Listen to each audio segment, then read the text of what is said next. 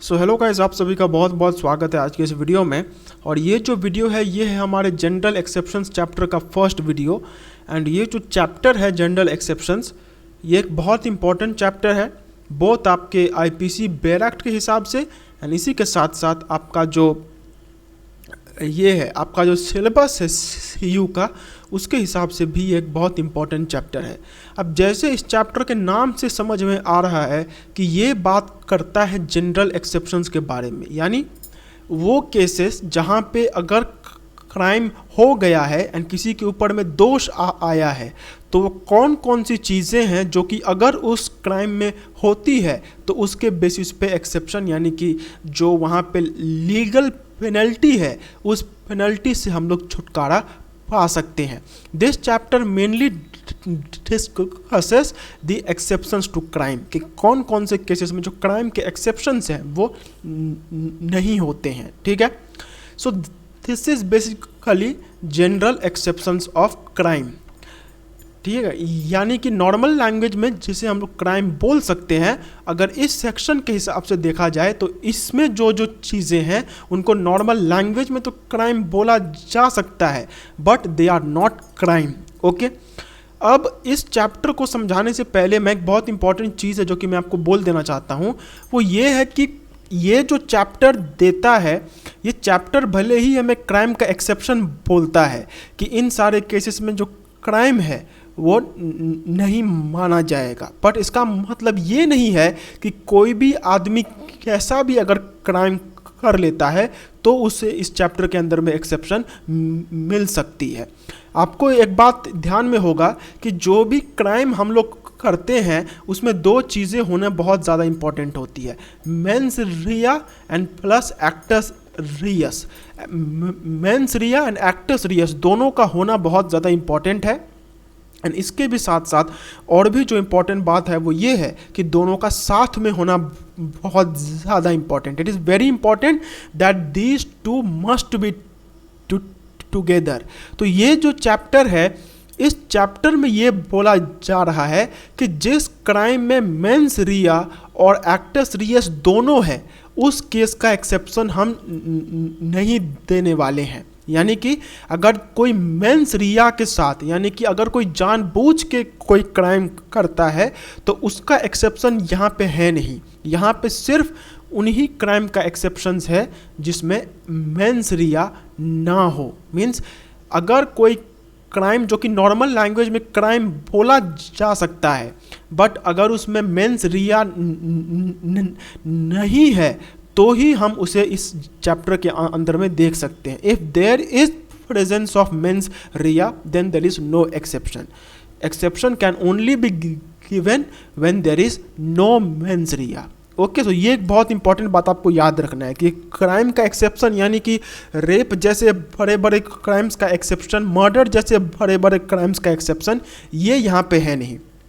यहाँ पे सिर्फ उन्हीं चीज़ों का एक्सेप्शन हम लोग देते हैं जहाँ पे मेंस रिया या गिल्टी इंटेंशन ना हो। अगर मेंस रिया है, अगर गिल्टी इंटेंशन है then there will be no exception. Okay, अब ये जो चैप्टर है अगर इसके बारे में मैं बोलूँ तो ये चैप्टर हमारा 30 सेक्शंस यहाँ पे हैं, जो कि सेक्शन नंबर 76 से लेकर के सेक्शन नंबर 106 तक है। टोटल 30 सेक्शंस का ये चैप्टर है। एंड अगर हम इस चैप्टर का जो बाइफर्केशन है, यानी कि अगर हम सेक्शंस को ग्रुप वाइज अगर हम लोग बांटने जाते हैं तो इसमें 6 ग्रुप्स के सेक्शन हम यहाँ पे बेसिकली देखते हैं कि या तो सेक्शन जुडिशियल एक्ट के बारे में बात कर रहे हैं, या तो मिस्टेक ऑफ फैक्ट के बारे में बात कर रहे हैं, या तो एक्सीडेंट के बारे में बात कर रहे हैं, या तो ट्रिफलिंग एक्ट के बारे में बात कर रहे हैं, या तो कंसेंट के बारे में बात कर रहे हैं, या तो एब्सेंस ऑफ क्रिमिनल इंटेंशन। मतलब ये वो मेन हेडिंग्स हैं जिसके अंदर में इस चैप्टर का जो सेक्शन है वो आता है। ठीक है, अब अगर हम इस चैप्टर के सबसे पहले वाले जो ये है जुडिशियल एक्ट है, इसको हम थोड़ा बाद में देखते हैं। हमारा ये जो सेकेंड यहाँ पे हेडिंग है मिस्टेक ऑफ फैक्ट, हम इसके बेसिस पे यहाँ पे देखते हैं। अब मिस्टेक ऑफ फैक्ट क्या होता है ये मैं आपको पहले ही बोल देता हूँ कि देखिए कोई भी क्राइम जो होता है तो उसमें आदमी को सज़ा या फिर उसके ऊपर में लीगल प्रोसीडिंग इसीलिए होती है क्योंकि वो आदमी कोई गलती करता है, ठीक है। He commits a mistake and then it is that a criminal proceeding is initiated against that person. वो आदमी क्राइम करता है इसलिए उसके अगेंस्ट में क्रिमिनल प्रोसीडिंग्स होती हैं। तो ये जो कोई भी क्राइम में एक चीज़ है जो कि बहुत ज़्यादा इम्पॉर्टेंट होती है एंड उसे हम लोग कहते हैं मिस्टेक। मिस्टेक का सिंपल मतलब आप समझ के रखिए कि जो मेन गलती है उसे हम लोग मिस्टेक बोलते हैं, ठीक है। अब ये जो मिस्टेक होता है ये दो टाइप का हो सकता है। तो सबसे पहला वाला जो कि यहाँ पे आता है वो है मिस्टेक ऑफ लॉ, यानी कि आपने जो गलती की है वो गलती एक ऐसी गलती है जहाँ पे किसी भी कानून के किसी भी प्रोविज़न का ये हुआ है, वायलेशन हुआ है। यानी कि अगर सिंपल लैंग्वेज में बोले तो अगर हम लोग कोई क्राइम में कोई कानून का वायलेशन कर देते हैं तो उसे हम लोग मिस्टेक ऑफ लॉ कहते हैं। यानी कि ये जो मिस्टेक है या फिर ये जो गलती है ये कानून के रिगार्डिंग हुई है। This mistake has been committed out of law. जैसे मैंने आपको अपना एक एग्जाम्पल दे रखा था कि एक बार मैं लोकल ट्रेन के वेंडर कोच में चढ़ गया था, लेकिन रूल ये है कि वेंडर कोच में सिर्फ वही लोग चढ़ सकते हैं जिनके पास एक वेंडर टिकट होता है, ठीक है। बट मेरे पास ये था नहीं, तो मैं वेंडर कोच में चढ़ गया और बाद में मुझे पुलिस वालों ने पकड़ लिया। तो ये मिस्टेक ऑफ लॉ है। क्यों? क्योंकि मैंने वेंडर कोच में चढ़ के कानून का जो ये होता है कानून का वायलेशन मैंने वहाँ पे कर रखा है। So this is what we call mistake of law. And mistake of law को छोड़ करके बाकी जितने भी मिस्टेक्स होते हैं वो आते हैं मिस्टेक ऑफ फैक्ट के अंदर में। यानी कि कानून का वायलेशन यहाँ पे हुआ नहीं है, कानून को छोड़ करके किसी दूसरे चीज़ का वायलेशन, किसी दूसरे चीज़ में गलती हुई है। जैसे आप एक जंगल में थे एंड आपको झाड़ी के पीछे से बहुत ज़ोर की सनसनाहट की आवाज़ आती है। अब आप ये सोचते हैं कि शायद झाड़ी के पीछे में कोई जानवर है, आप झाड़ी पे गोली चला देते हैं। जब गोली वहाँ पे जा करके लगती है तो वहाँ से एक आदमी दौड़ता हुआ आता है, तड़प रहा है बहुत। तब आपको ये समझ में आता है कि आपने किसी जानवर को नहीं बल्कि एक आदमी को गोली मार दी है। तो उस केस में आपने आपने इंसान समझ के जानवर को गोली मार दी। तो यहाँ पे कोई कानून का violation, there is no violation of any law, but यहाँ पे जो मिस्टेक हो रखी है इसे हम लोग मिस्टेक ऑफ फैक्ट बोलते हैं। इसको मैं और भी एक एग्जांपल के थ्रू समझाना चाहता हूँ। सेम हम लोग वही एग्जांपल लेते हैं, ये जो जानवर समझ के इंसान को मारने वाला एग्जांपल। तो इस एग्जांपल में हमने क्या देखा था कि आदमी जानवर समझ के इंसान को मार देता है, ठीक है। तो ये है मिस्टेक ऑफ फैक्ट। अब अगर आप एक ऐसे जंगल में हैं जहाँ पे कोई ये नहीं है, there are no wild animals, ठीक है, वहाँ पे कोई वाइल्ड एनिमल नहीं है, एंड उस जंगल में जो बंदूक है उसको ले जाना दैट इज़ प्रोहिबिटेड। आप उसमें बंदूक लेकर के जा नहीं सकते हैं। अब वैसे जंगल में अगर कोई किसी आदमी को मार देता है एंड बाद में ये बोलता है कि मैंने जानवर समझ के उस आदमी को मार दिया, तो फिर उसे हम लोग मिस्टेक ऑफ लॉ बोलेंगे। क्यों? क्योंकि सबसे पहली बात वहाँ पे ये कानून है कि उस जंगल में कोई बंदूक लेकर नहीं जाएगा, बट फिर भी आप बंदूक लेकर गए तो ये जो आपका एक्ट है बंदूक लेकर के जाना, this is mistake of law. तो दो तरीके के मिस्टेक्स होते हैं, एक होते हैं मिस्टेक ऑफ लॉ यानी एक होता है mistake of fact. Mistake of law मतलब जहाँ पे कानून का वायलेशन होता है, मिस्टेक ऑफ फैक्ट का मतलब कानून का वायलेशन को छोड़ के जो दूसरी चीज़ों का वायलेशन होता है उसे हम लोग मिस्टेक ऑफ फैक्ट बोलते हैं। अब आईपीसी एंड दूसरे जितने भी लॉज हैं वो हमें ये बोलते हैं कि अगर मिस्टेक ऑफ लॉ है then there will be no exception. मतलब मिस्टेक ऑफ लॉ अगर होता है, अगर कानून का वायलेशन होता है, then there is no exception, तब उस केस में छोड़ा जाएगा नहीं। आपको उस केस में क्रिमिनल लायबिलिटी जो है वो आपको झेलनी ही होगी। लेकिन अगर मिस्टेक ऑफ फैक्ट है then in that case you are eligible to the general exception. तो आपको ये बात हमेशा याद रखना है कि मिस्टेक ऑफ फैक्ट अगर होता है then IPC will provide exception, but if there is mistake of law then there is no exception. तो ये जो मिस्टेक ऑफ फैक्ट जिसके बेसिस पे हमें एग्जेम्पशन मिलता है ये है सेक्शन नंबर 76 के हिसाब के अंदर में एंड सेक्शन नंबर 79 के अंदर में। सेक्शन नंबर 76 और 79 हमें मिस्टेक ऑफ फैक्ट के बारे में बोलते हैं। अब ये जो मिस्टेक ऑफ फैक्ट होता है इसको हम लोग दो कैटेगरीज में बांट सकते हैं। एक mistake of fact bound by law and एक है mistake of fact justified by law. यानी कि मिस्टेक ऑफ फैक्ट जो है यानी जो गलती हो रखी है वो या तो बाउंड बाय लॉ वाले आदमी से होगा, यानी कि जिस आदमी ने गलती की है उसके ऊपर में एक लीगल ड्यूटी था एंड उस लीगल ड्यूटी के अंतर्गत उसने वो गलती की है। एंड दूसरा है जस्टिफाइड बाय लॉ, मतलब उसके ऊपर में कोई लीगल ड्यूटी या फिर लीगल लायबिलिटी नहीं था बट फिर भी उससे वो गलती हुई, बट बाद में चल करके कानून के द्वारा उसे जस्टिफाई किया जा सके तो उसे हम लोग mistake of fact justified by law बोलते हैं। ठीक है, तो दो चीज़ें हैं मिस्टेक ऑफ फैक्ट के अंदर में, एक mistake of fact bound by law and एक mistake of fact justified by law. ठीक है, तो अब आइए इसे देखते हैं। अब सेक्शन नंबर 76 क्या बोलता है, एक second. Yes, mistake of fact bound by law, मतलब अगर कोई आदमी मिस्टेक ऑफ फैक्ट करता है एंड उस आदमी ने वो मिस्टेक ऑफ फैक्ट इसलिए किया, क्योंकि उसके ऊपर में एक लीगल ड्यूटी था, तो उस केस में कोई भी मतलब क्राइम जो है वो वहाँ पे होगा नहीं। इसका एक एग्जांपल के थ्रू समझते हैं। फॉर एग्जांपल एक केस में कोर्ट एक पुलिस ऑफिसर को ये ऑर्डर देती है कि आप जाइए, आप राघव नाम के आदमी को पकड़ के ले आइए।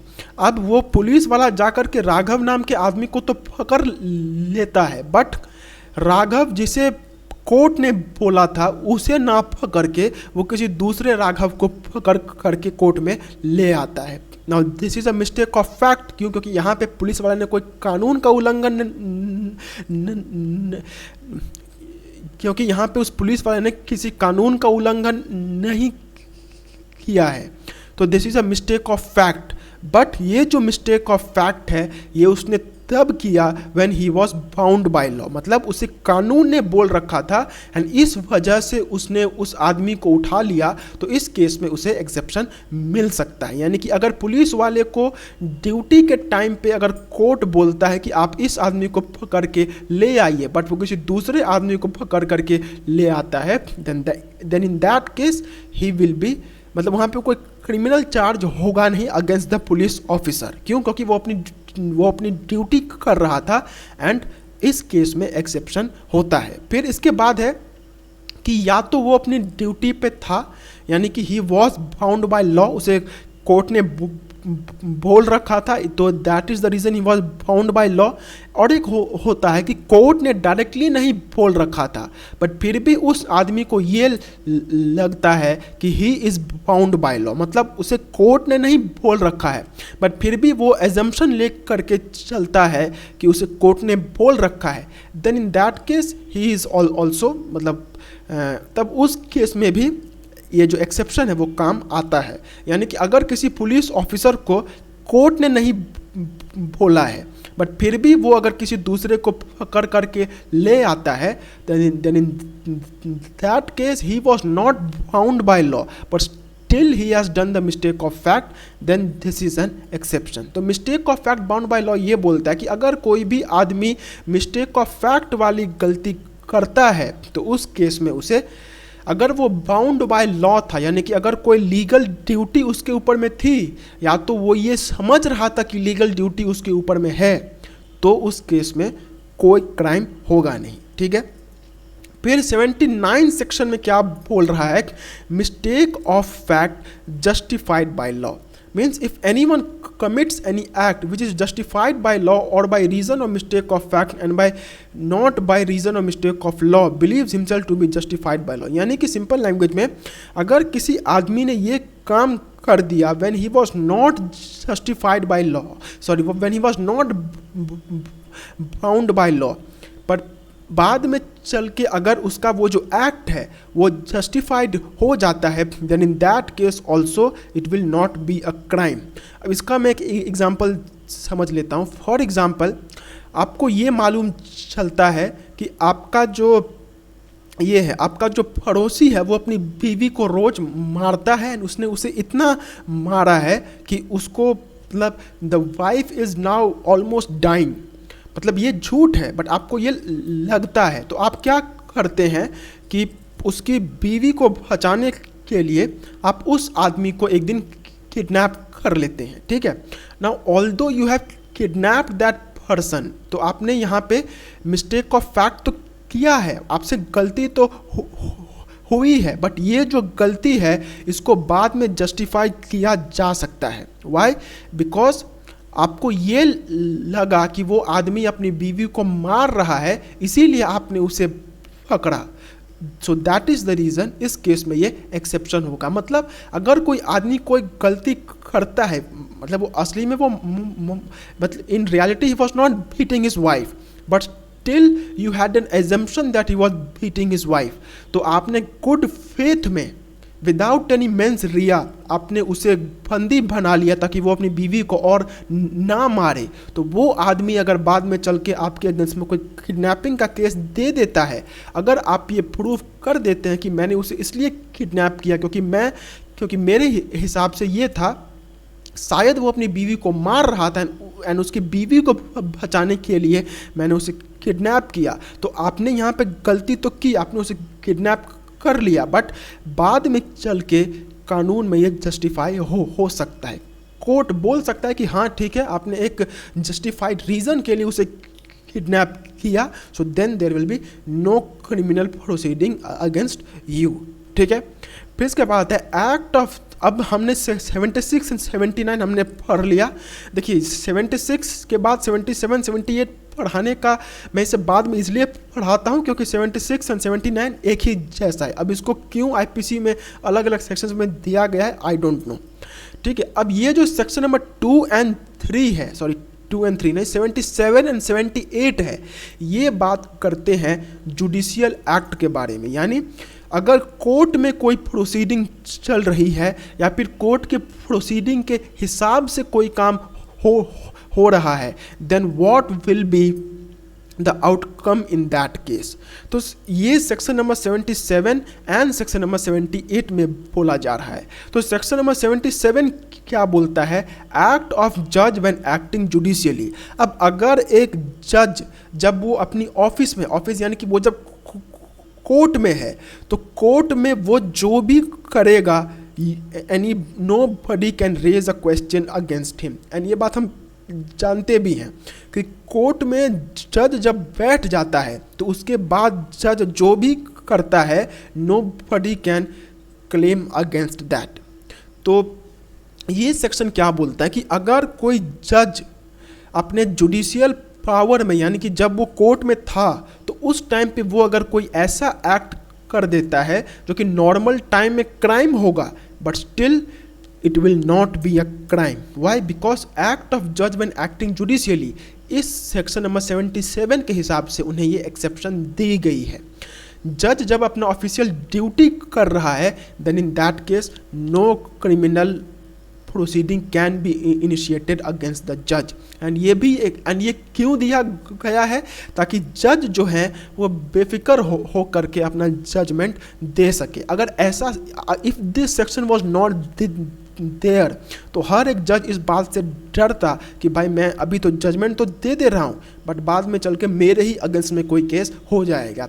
ठीक है। सो ये सेक्शन जो है वो जज को ये प्रोटेक्शन देता है। अब इसको एक एग्जांपल के थ्रू समझते हैं। फॉर एग्जांपल, एक आदमी था जिसके ऊपर मर्डर का चार्ज था।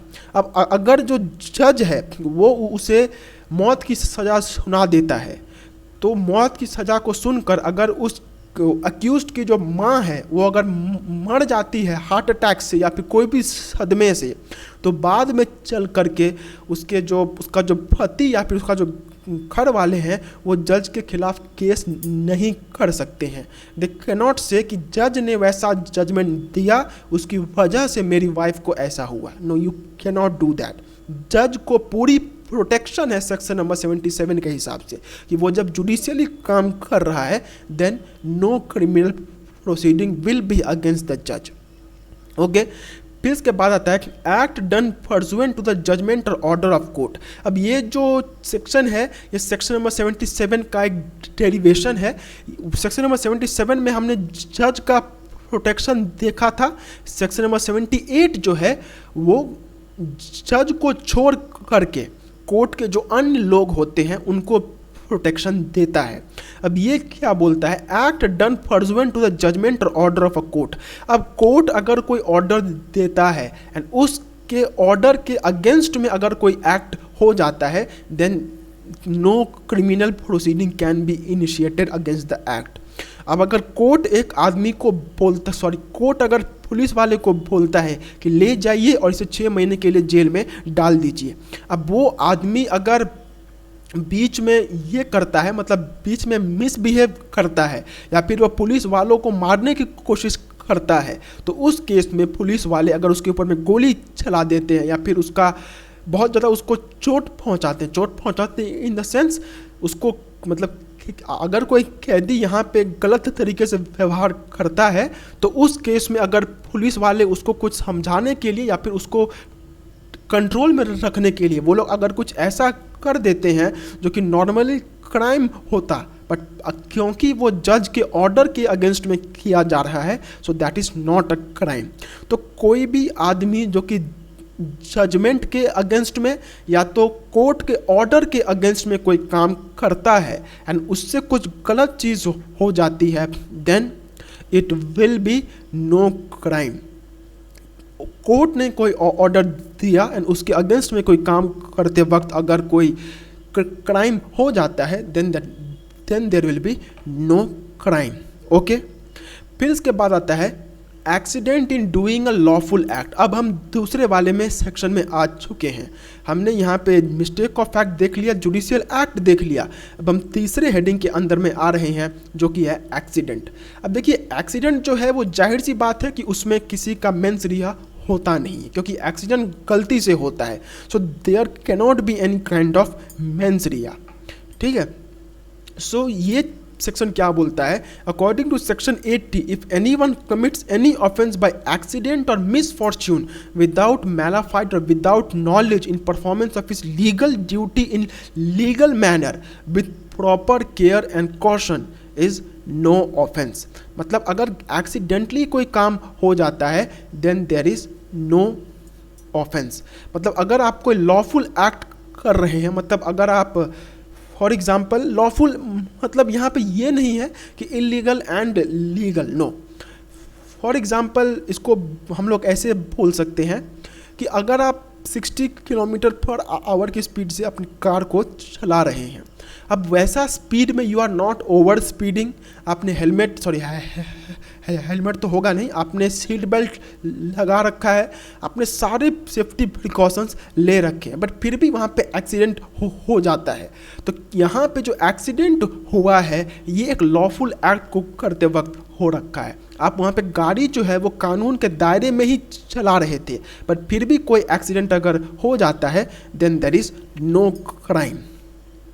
ठीक है, कोई लीगल काम करते वक्त अगर कोई एक्सीडेंट होता है then there is no crime. बस यही इस सेक्शन का मतलब है। ठीक है, अब फॉर एग्जांपल आप एक जो बड़े बड़े ट्रक्स होते हैं, अब जो ट्रक वाले अब जो ट्रक चलाना एक बहुत मुश्किल का काम है। It is a very tough job to drive a truck. ठीक है, अब ट्रक चलाते वक्त अगर आपसे किसी मतलब अगर गलती से किसी आदमी का एक्सीडेंट अगर वहाँ पे हो जाता है then there will be no crime. For example आप राइट साइड में मोड़ रहे थे, एक आदमी पीछे से अचानक से आ गया एंड आप उतने टाइम वहाँ पे रोक नहीं सकते थे, then there will be no crime, क्योंकि वहाँ पे लॉफुल एक्ट है। आप सब कुछ आप इंडिकेटर दिखा करके स्पीड लिमिट के अंदर में आप गाड़ी को मोड़ रहे थे, तो अब अगर फिर भी उसके अंदर में कोई आ जाता है then there is no crime.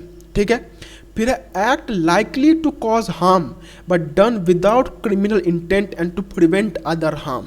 अब फॉर एग्जाम्पल ये जो चीज़ है, मतलब अगर कोई आदमी के साथ कुछ गलत हो रहा है एंड वो गलत को रोकने के लिए अगर आप कुछ ऐसा करते हैं जिससे उसे कुछ चोट पहुंचती है, तो यहाँ पे आपने एक गलत चीज़ को रोकने के लिए दूसरा चीज़ यहाँ पे कर रखा है, then there is no crime in that. अब फॉर एग्जाम्पल मैं ये देख रहा हूँ कि एक आदमी रेलवे ट्रैक पे चल रहा है एंड दूर से एक ट्रेन आ रही है। अब वो अपने कानों में हेडफोन लगाकर गाने सुनते हुए ट्रैक पे जा रहा है। अब जब मैं देखता हूँ कि ट्रेन आ रही है तो मेरे पास बिल्कुल भी टाइम नहीं रहता कि मैं उसके पास जाऊँ, उसे समझाऊँ। तो मैं क्या करता हूँ, मैं एकदम से उसे हो सकता है कि मैं उसे पत्थर चला करके मारता हूँ ताकि वो होश में आ जाए। तो भले ही पत्थर चलाने से उसको शरीर में चोट लग जाता है, बट स्टिल मैंने यहाँ पे एक दूसरे हार्म को रोकने के लिए वो काम किया। अगर मैं उसे पत्थर नहीं मारता तो वो ट्रेन उसे कुचल के चल जाती।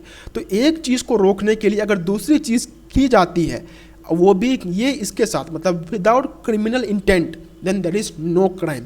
रोड पे एक आदमी जा रहा था, पीछे से ट्रक आ रही थी। अब मैं क्या करता हूँ, उसे धक्का दे देता हूँ जिसके हिसाब से वो रोड के उस पार में गिर जाता है, उसके शरीर में छोटी मोटी चोट लगती है, बट मैंने उसे बड़े एक्सीडेंट से बचाने के लिए वो काम किया है, then there is no crime. ठीक है, फिर इसके बाद ये वाला है।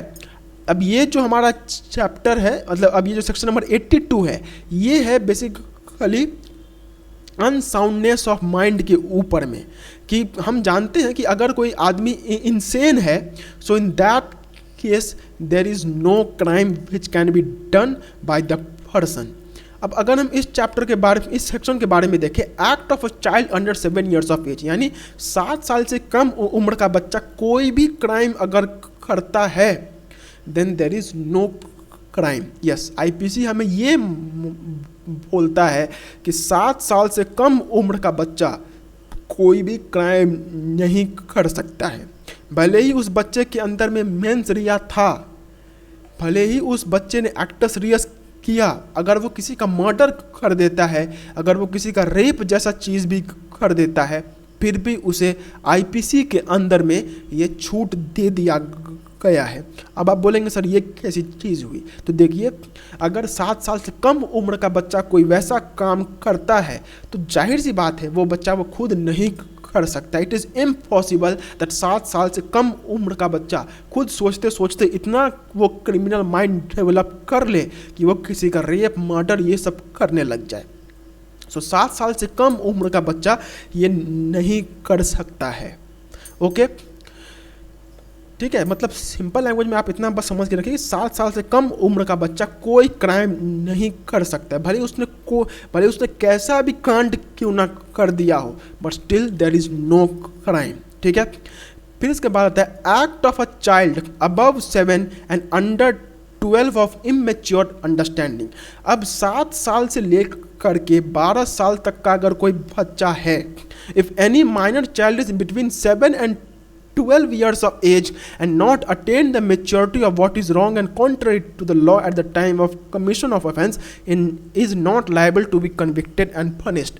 अब 7 साल से कम उम्र के बच्चे में हमने क्या देखा कि वो क्राइम कर ही नहीं सकता है, भले ही उसने रेप किया हो, मर्डर किया हो, जो भी उसने किया हो, but still no criminal proceeding can be initiated against him.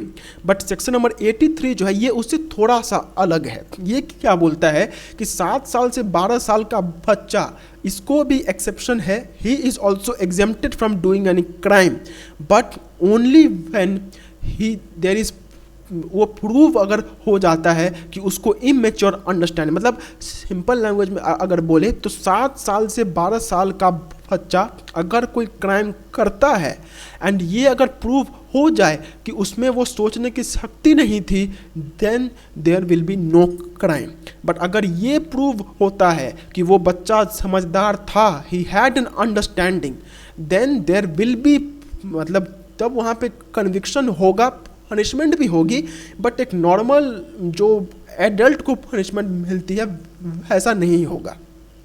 ठीक है, तो सेक्शन 82 एंड 83 के बीच में बस इतना फर्क है कि सेक्शन 7 ये बोल देता है कि 7 साल से कम उम्र का बच्चा क्राइम कर ही नहीं सकता है। अब ये बात तो छोड़ दीजिए कि उसके अंदर में मेंसरिया था कि नहीं था, अगर उसके अंदर में मेच्योरिटी अगर होगा भी तो भी he can not do any kind of crime. But ये क्या बोलता है, 7 साल से 12 साल का बच्चा अगर उसके अंदर में मेच्योरिटी है then he will be liable, but अगर मेच्योरिटी नहीं है then he will be not liable. मतलब सेक्शन 83 में बस एक कंडीशन एक्स्ट्रा है। ओके, फिर act of a person of unsound mind, ये क्या बोलता है, अगर कोई पागल आदमी है तो वो कोई क्राइम कर ही नहीं सकता है। Nothing done by any person of unsounded mind is an offence if at the time of doing it by reason of unsoundness of mind is incapable of knowing the nature of the act or that he is doing what is either wrong or contrary to law. अब यहाँ पे कुछ चीज़ें हैं कि आपको याद रखें। नॉर्मली ये सुन के यही ध्यान में आता है कि एक पागल आदमी कोई क्राइम नहीं कर सकता है। यस, ये बात तो है, बट आईपीसी इसके साथ ही साथ और भी यहाँ पे चीज़ें हमें बोलता है। सबसे पहले वो क्या बोलता है, nothing done by a person of unsound mind is an offence if at the time of doing it by reason of unsoundness is incapable. मतलब ये नहीं देखा जाएगा कि वो आदमी हमेशा ही अनसाउंड माइंड का रहता है। अगर क्राइम करते वक्त वो अगर अनसाउंड माइंड का था then there will be no crime. Okay, मतलब एक देखिए, मैं यहाँ पे पागलों के बारे में I have not a degree, but फिर भी मैं इतना जानता हूँ कि जो लोग पागल होते हैं तो पूरा जो पागल, जैसे हम लोग ये बोल सकते हैं कि वो कुछ ही नहीं जानता है, तो वैसे बहुत कम लोग होते हैं। अगर आप सड़क पे भी अगर घूमेंगे तो जैसे नॉर्मल आदमी पागल बोलते हैं, अगर आप उनसे बात करते हैं तो फिर भी वो कुछ ना कुछ सेंस वहाँ पे दिखाएंगे। मतलब उनके अंदर में फिर भी कुछ मैच्योरिटी होती है, मतलब पूरी तरीके से नहीं होती है, बट थोड़ी सी भी वहाँ पे होती है। तो ये जो सेक्शन है ये बोलता है कि एक आदमी जो कि हमेशा पागल है उससे हमें कोई मतलब नहीं है। अगर एक आदमी जब वो क्राइम कर रहा था उस टाइम पे अगर उसका अनसाउंडनेस था तो वहाँ पे क्राइम होगा नहीं। यानी कि अगर एक आदमी नॉर्मल टाइम अगर वो पागल रहता है बट क्राइम के टाइम अगर उसमें ये जो अनसाउंडनेस ऑफ माइंड है ये अगर वहाँ पे नहीं था, मतलब वो ये समझने के लायक था, then there will be a criminal again. मतलब अनसाउंडनेस ऑफ माइंड क्राइम के टाइम के हिसाब से देखा जाएगा। And a person of unsound mind का मतलब यहाँ पे वो जो पागल जिसके बारे में हम लोग ये सुनते हैं वो नहीं। पर्सन ऑफ अनसाउंड माइंड का मतलब वो पागल नहीं होता है जिसे हम लोग समझते हैं। पर्सन ऑफ अनसाउंडनेस माइंड एक बहुत डीपर कंसेप्ट है। एक नॉर्मल आदमी को भी पर्सन ऑफ अनसाउंड माइंड बोला जा सकता है। ठीक है, तो ये आप दिमाग से हटा लीजिए कि जो सड़क पे पागल घूमते हैं उनसे क्राइम नहीं हो सकता है। ये देखा जाएगा कि अगर नॉर्मल टाइम पे भी वो अगर पागल रहता है बट फिर भी क्या क्राइम के टाइम पे उसके अंदर में समझ था, एंड अगर ये प्रूव हो जाता है कि हाँ समझ था तो उसके अगेंस्ट में जो एक्शन है वो लिया जाएगा। ठीक है, फिर act of a person incapable of judgement by reason of intoxication caused against his will. अब सेक्शन नंबर 85 और 86 ये बात करते हैं इंटॉक्सिकेशन के बारे में। यानी ये भी जो चैप्टर है ये भी अनसाउंडनेस ऑफ माइंड के बारे में ही है। मतलब एक आदमी जो कि ये समझ नहीं सकता है कि वो क्या गलत कर रहा है एंड क्या ठीक कर रहा है। लेकिन ये जो चैप्टर है ये बात करते हैं टेम्पररी इंटॉक्सिकेशन और टेम्पररी अनसाउंडनेस ऑफ माइंड। अब एक नॉर्मल आदमी जो कि एकदम ठीक ठाक है वो अगर दारू पीता है तो जब तक दारू का असर है तब तक हम उसे अनसाउंड माइंड का आदमी बोल सकते हैं। तो जब वो दारू पी रहा था या फिर जब दारू का असर उसके ऊपर में था तो उस टाइम पे अगर उसे अनसाउंड माइंड बोला जाता है then that person in that condition is liable to be exempted from the crime. अब इसको समझते हैं, क्या बोला है, act of a person incapable of judgement by reason of intoxication, यानी कि वो अगर दारू पीता है, चरस, गांजा, ड्रग्स, ये सब चीज़ें अगर वो लेता है देन उसमें उसका जो एक्ट है that is exemption, but caused against his will, मतलब कोई ज़बरदस्ती अगर उसे ये पिला देता है, उसने खुद नहीं पी बट किसी दूसरे ने उसे पिला दिया एंड उसकी वजह से उसका इंटॉक्सिकेशन था, जिसकी वजह से उसका अनसाउंडनेस ऑफ माइंड हुआ, then there will be no crime. Okay, so ये बात आपको ध्यान में रखनी है कि अगर एक आदमी जो कि खुद से नहीं बल्कि दूसरे की वजह से अगर वो इंटॉक्सिकेटेड होता है तो उस केस में उसके अगेंस्ट में कोई crime then in that case there will be no crime against that person। ठीक है, इसके बाद जो सेक्शन नंबर 86 है वो बात करता है offence requiring a particular intent or knowledge committed by a one who is intoxicated. अब अगर कोई आदमी ने जबरदस्ती दारू पी रखी है एंड फिर भी वो जा करके अगर वो क्राइम कर देता है तो भले ही क्राइम करते वक्त उसका अनसाउंडनेस ऑफ माइंड था बट ये अनसाउंडनेस ऑफ माइंड दूसरों की वजह से नहीं बल्कि खुद उसकी वजह से उसे हो रखा है, then there will be no exemption. यानी कि अगर एक आदमी खुद दारू पी कर अगर वो किसी आदमी का मर्डर कर देता है तो भले ही मर्डर करते वक्त दारू की वजह से उसका दिमाग जो है वो काम नहीं कर रहा था, बट क्योंकि उसने दारू पी रखी थी तो दारू पीते वक्त ही उसे ये समझ जाना चाहिए था कि इसकी वजह से मेरा माइंड इंटॉक्सिकेटेड हो जाएगा। ठीक है, तो सेक्शन नंबर 85 क्या बोलता है, अगर आपकी मर्जी के अगेंस्ट में अगर आप इंटॉक्सिकेटेड हैं तो एग्जेम्पशन है, बट अगर आपने ज़बरदस्ती इंटॉक्सिकेशन खुद से कर रखी है then there is no exemption. Okay, फिर है act not intended and not known to be likely to cause death or grievous hurt done by consent. अब ये जो सेक्शंस है ये बात करते हैं कंसेंट के बारे में, यानी कि आपने खुद वहाँ पे अपनी सहमति दे रखी है, तो जाहिर सी बात है जब आपने खुद वहाँ पे सहमति दे रखी है तो फिर वहाँ पे क्राइम का तो बात ही नहीं आता है। So when anyone commits any act without any intention to cause death or grievous hurt and which is not within the knowledge of that person to likely cause or death or grievous hurt to any person who is more than 18 years of age and has consented to take the risk of that harm, the person doing the act has committed no offense। तो section number 87 क्या बोलता है, इसको हम एक example के through समझते हैं।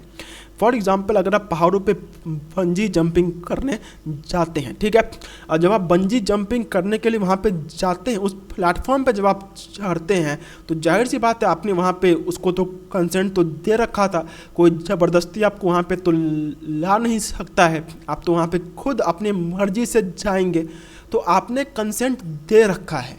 अब वो जो आदमी जो कि पीछे से ठेलता है उसे भी ये बात मतलब वो ये बात जानता है कि मुझे ठेलना होगा तो ही आदमी नीचे जाएगा। अब अगर उसके ठेलने से आप नीचे गिर जाते हैं या फिर अगर वो रस्सी टूट जाती है या फिर वो रस्सी इतनी लंबी थी कि आप आसमान में झूलने के बजाय आप ज़मीन पे आकर के आपका शरीर टकराता है, आपके शरीर के अंदर पंजर टूट जाते हैं, तो अगर वो आदमी जिसने ठेला था उसे ये बात मालूम ही नहीं थी कि ऐसा कुछ हो सकता है, वो अगर पूरा निर्दोष है एंड अगर आपने यहाँ पे कंसेंट दे रखा था then there will be no crime. क्यों? क्योंकि जिसके ऊपर में आरोप होंगे वो जानता ही नहीं था कि ऐसा कुछ हो सकता है। इससे भी ज़्यादा इम्पोर्टेंट बात ये कि जिस आदमी के साथ वो हुआ उसने कंसेंट दे रखा था, ठीक है। So act not intended and not known to be likely to cause death or grievous hurt done by consent, मतलब मैंने कंसेंट दे रखा था फिर भी मेरे साथ कांड हो गया, बट जब वो कांड हो रखा था तो देन नोबडी न्यू कि इतना खराब यहाँ पे हो सकता है, ठीक है। अब ये जो सेक्शन है इसके साथ एक लीगल मैगजिम है, volenti non fit injuria, means अगर आपने कंसेंट दे रखा है यानी कि आप इस बात पे अग्री करते हैं कि अगर कुछ भी यहाँ पे गलत होता है देन वो मेरे पे आएगा, मतलब आप पहले से इस बात को जानते हैं कि इस चीज़ में कौन कौन सी चीज़ें गलत या फिर खतरनाक हो सकती है, एंड फिर भी आपने यहाँ पे वहाँ पे कंसेंट दे रखा है, देन बाद में आप ये नहीं बोल सकते हैं कि सर इसने मेरे साथ गलत किया, क्योंकि आपने खुद वहाँ पे अपना कंसेंट, अपना परमिशन जो है वो पहले से ही दे रखा था, ठीक है। फिर इसके बाद आता है कि act not intended to cause death done by consent in good faith for person's benefit.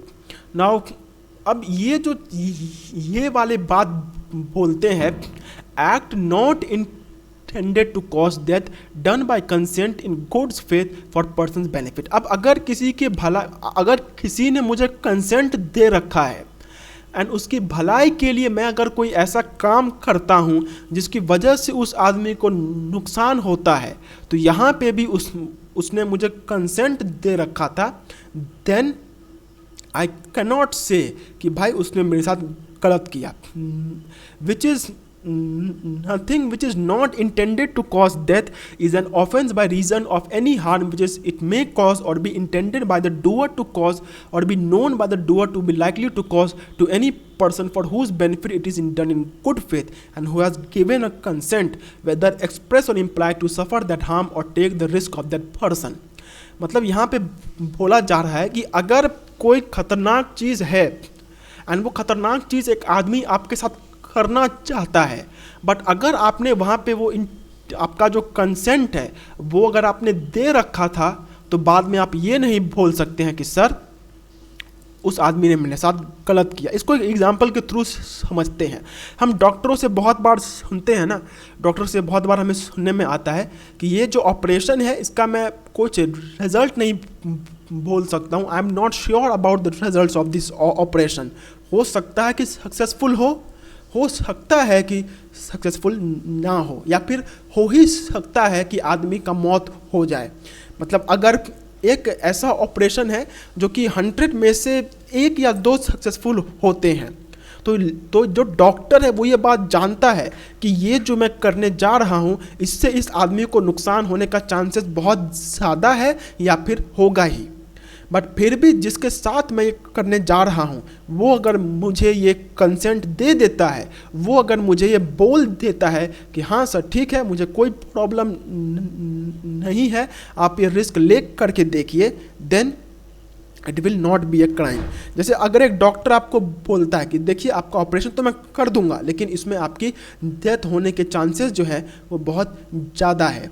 अब अगर वो आदमी बोल देता था ठीक है चांसेस है ना, हो ही सकता है मैं बच जाऊं, तो अब क्योंकि डॉक्टर को आपने कंसेंट दे दिया है, देन तब आप फ्यूचर में चल करके कंप्लेन नहीं कर सकते हैं कि भाई आप तो करेंगे नहीं क्योंकि आप जाहिर सी बात है आप रहेंगे नहीं, लेकिन आपके घर वाले ये बात को नहीं बोल सकते हैं, ठीक है। So this is a very important section. फिर on consent of guardian if any act is done in good faith to एथ। अब ये जो 12 साल से कम उम्र के बच्चे होते हैं, अगर इनकी भलाई के लिए, मतलब ये जो पॉइंट है ये सेम है हमारे सेक्शन नंबर 88 के हिसाब से, ये बस बात करता है 12 साल से कम उम्र के बच्चों के बारे में। यानी कि अगर किसी बच्चा का उम्र 12 साल से कम है एंड उस केस में अगर उस आदमी का जो कंसेंट है वो उसके पेरेंट्स के थ्रू अगर लिया जाता है, देन तब वो बाद में चल कर के ये नहीं बोल सकते हैं कि सर मैंने यहाँ पे मतलब मेरे साथ गलत हो गया, ठीक है। सो This section gives power to the guardian of a child under 12 years of age or a person of unsound mind to consent to do an act done by a third person for the benefit of the child or person of unsound mind. Anything done by the third person will not be an offense provided that it is done in good faith and for the benefit of the child or person of unsound mind. ये भी same example है, छोटा सा बच्चा है 2-3 साल का, उसका ऑपरेशन होना है, बट ऑपरेशन सक्सेसफुल होने के बहुत कम चांसेस हैं, एंड डॉक्टर ये पहले ही बोल देता है कि देखिए आपके बच्चे का बचने का बहुत कम चांस है, बट फिर भी ये ऑपरेशन करके मैं देख रहा हूँ। तो अगर वो उसका जो पेरेंट्स है वो अगर बोल देता है हाँ ठीक है हमें कोई दिक्कत नहीं है, एंड उसकी वजह से अगर वो बच्चे का मौत हो जाता है, तो बाद में जो उनके पेरेंट्स हैं वो ये नहीं बोल सकते कि इस डॉक्टर ने मेरे बच्चे को मार दिया है, ठीक है। एंड आप सेक्शन नंबर 90 के अगर बारे में बात करें तो ये बात करता है कंसेंट के बारे में। The consent is not valid if it is obtain from a person who is under fear of injury or under a misconception of fact that if the person doing the act knows or has reason to believe that the consent was given in consequence of such fear or misconception. And section number 90 एक बहुत important बात बोलता है कि ये जो consent है this should be free consent, यानी कि हमने कॉन्ट्रैक्ट में रखा था इसेंशियल एलिमेंट्स के अंदर में कि हमारे किसी भी कॉन्ट्रैक्ट में फ्री कंसेंट होना बहुत ज़्यादा इंपॉर्टेंट है। वो आदमी अपनी सहमति अपने मन से दे रहा है, उसके ऊपर में कोई अनड्यू इन्फ्लुएंस या फिर कुछ ऐसा नहीं है, means he is giving in a sound mind in a sound condition. अगर ज़बरदस्ती उससे परमिशन या फिर कंसेंट ले लिया जाता है then that consent will not be valid, ठीक है। The consent is also not valid if it is given by a person who from an unsoundness of mind or intoxication is unable to understand the nature and consequence of that to which he gives his consent। तो पहली बात तो हमने ये देख लिया कि अगर ज़बरदस्ती कंसेंट वहाँ पे अगर लिया जा रहा है then that consent is not valid। But इसी के साथ साथ और भी एक पॉइंट है कि अगर वो कंसेंट धमकी से नहीं लेकिन एक ऐसे आदमी से लिया जा रहा है जो कि कंसेंट देना जानता ही नहीं है, then in that case also the consent will not be valid. Okay, so ये जो पॉइंट है वो सिंपली बोलता है कि अगर कंसेंट जो है वो हमने if that consent is obtained through undue influence or any kind of uncommon matter then that consent is not valid. Consent एकदम अच्छे तरीके का होना चाहिए। इसके बाद आता है exclusion of acts which are offences independently of harm caused. The exceptions in 87, 88, 89 do not extend to acts which are offences independently of any harm which they may cause or be intended to cause or be known likely to cause or the person giving the consent or on whose behalf the consent is given. एक second, अच्छा, अब अगर यहाँ पे जो section number 87 and 88 and 89 में जो हमने देखा कि हम एक चीज़ के अगेंस्ट में कंसेंट दे रहे हैं, तो ये जो कंसेंट है ये भी उन चीज़ों के अगेंस्ट में होना चाहिए जो कि लीगल होते हैं। यानी कि अगर इलीगल चीज़ों के अगेंस्ट में अगर हम लोग कंसेंट देते हैं then in that case this section will not apply. अब फॉर एग्जांपल आप क्या करते हैं, आप इंडिया में गांजा को बेचते हैं। अब आप एक आदमी से गांजा खरीद रहे थे, उसने आपको बोला देख गांजा तो मैं दे दूंगा बट गांजा मिलना बहुत मुश्किल है।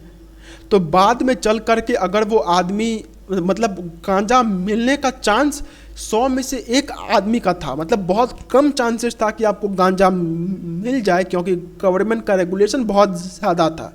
बट फिर भी अगर वहाँ पे आप कंसेंट दे देते हैं कि हाँ ठीक है अगर गांजा नहीं भी मिलता है तो भी मुझे कोई दिक्कत नहीं है, तो यहाँ पे आपने एक ऐसे चीज़ के लिए कंसेंट दे रखा है that is illegal, so that is also not valid. आपका जो कंसेंट है वो भी उन्हीं चीज़ों के लिए होना चाहिए जो कि लीगल होते हैं।